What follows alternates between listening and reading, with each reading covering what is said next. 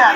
আমাদের বগুড়া জেলা হরিজন পক্ষ থেকে অনুরোধ তাদেরকে অতি তাড়াতাড়ি পুনর্বাসন করে দিতে, তাদের বাসস্থানের ব্যবস্থা করে দেওয়ার জন্য বগুড়া জেলা হরিজন ঐক্য পরিষদের পক্ষ থেকে অনুরোধ জানাচ্ছি।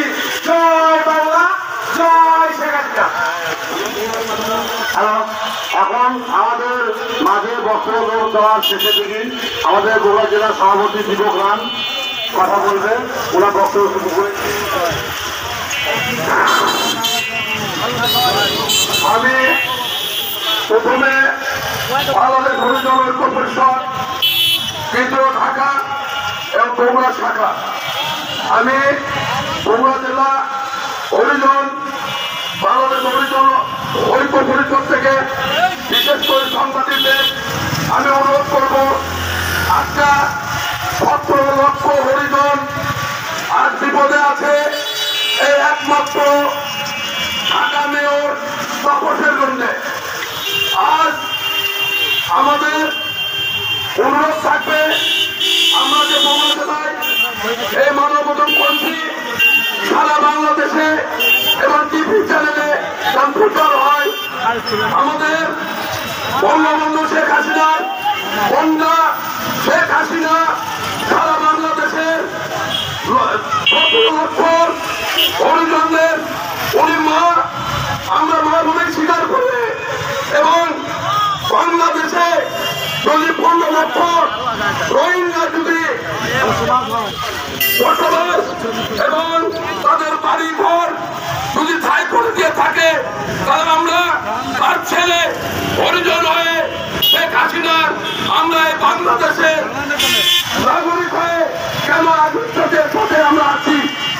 এই তাপস সাহেব ঢাকার মেয়র উনি কোথাকার?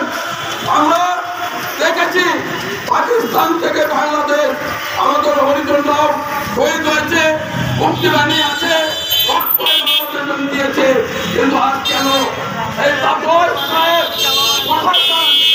বাংলাদেশের নাগরিক হরিজনদের উপরে অন্ধকারে রাত্রে লোহা চালিয়ে ঘর বাড়ি ভেঙে দিয়ে 2 জন হরিজনের প্রাণ দিয়েছে, 3 জন হরিজনের প্রাণ দিয়েছে এবং আহত হাসপাতালে ভর্তি আছে প্রায় 12 জন। আমি বলতে চাই আমরা বাংলাদেশে নাগরিক, আমরা নয় বাংলা ছাড়া কিছুই বুঝি না। আমরা যেখানে ভোট দিয়েছে, আজ আমাদের মা কোথায়?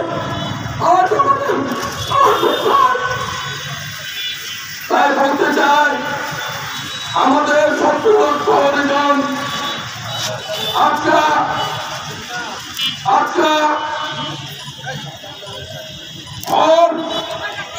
বাসস্থান ছোট ছোট ছেলে মেয়ে নিয়ে ঢাকাতে কোন অবস্থায় আছে, রাস্তাঘাটে ঘুরে আছে। এই তাপস সাহেব তার জন্য তিনি তাই আমি বলতে চাই বঙ্গবন্ধু শেখ হাসিনার কন্যা শেখ হাসিনা এই